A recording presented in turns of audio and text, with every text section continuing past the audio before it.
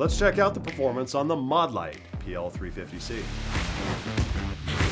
Modlight's known for professional-grade handheld and rifle lights. Back in late summer 2021, they released their pistol light, the PL350. This thing was a beast, utilizing a new 18350 body and existing heads from Modlight's pistol and rifle lights. The PLH V2 head measured in our lab at just over 48,000 candela and just over 800 lumens. And the OKW head provided even higher punching power. I might suggest that this light even prompted everyone else to release high candela offerings for pistols. Fast forward to 2024 and a lot has changed. Notably, Surefire released their X300 Turbo in fall of 2022, which I measured at over 67,000 candela. The kicker is that this X300 is supported by 1 million holsters and it's slightly smaller than the huge PL350. Even the compact light game has stepped up with the Foxtrot 2R producing over 16,000 candela. Not to be left out, Modlight put the PL350 on a diet, giving us this PL350C. We saw this light at SHOT Show 2024, and they told us they shaved size wherever they could, including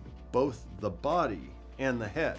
Modlight kept their current generation switches, and yes, these switches are still constant only. The light is still powered by a single 18350 rechargeable battery. The rail clamps are similar as well, with a steel screw threading into an aluminum jaw. The heads also use the same threads as before, so you could use an existing PL350 head on the new PL350C body. But that would be a real shame because the PL350C head is so much smaller.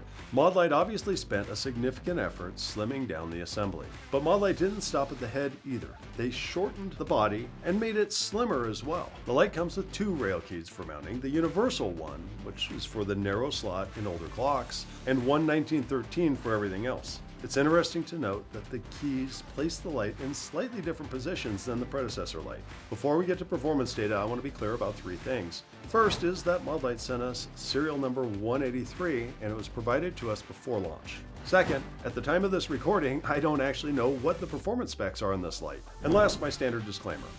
Werkz is not sponsored by anyone. We build precision fit holsters for pistols with lights, including this Modlight PL350C, so you can defend those you love, day or night.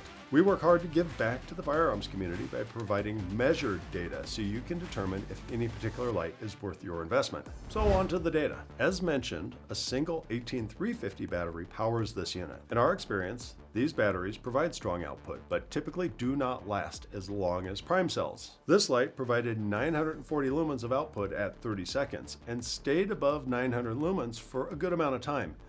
I appreciate that the output curve is relatively flat for the first few critical minutes.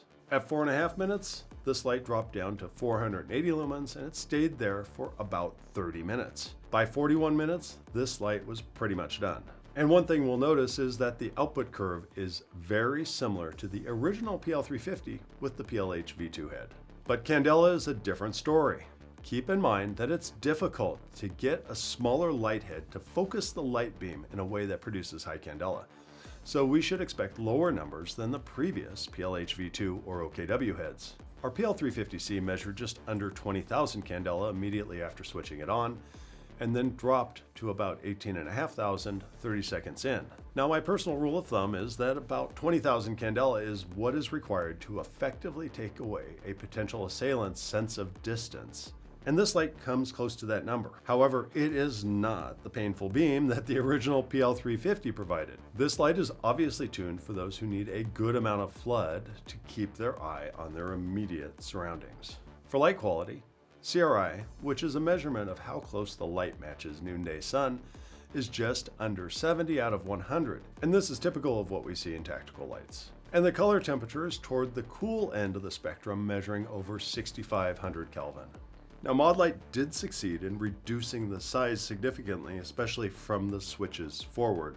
This means that there is less bulk at the end of the holster. However, the trigger guard area still needs to be wide enough to fit those PL350 switches, and that means the trigger guard gap is going to be exactly the same as you would get with the PL350. Speaking of holsters, Werkz has the M6 holster for this new PL350C with the following pistols at launch. These holsters are all precision fit to the exact pistol family, giving you reduced movement and snap-in retention. And I'm sure other companies will be producing holsters, and it's entirely possible that this smaller size allows fitment in existing Safariland products. The Modlite PL350C fits an interesting niche.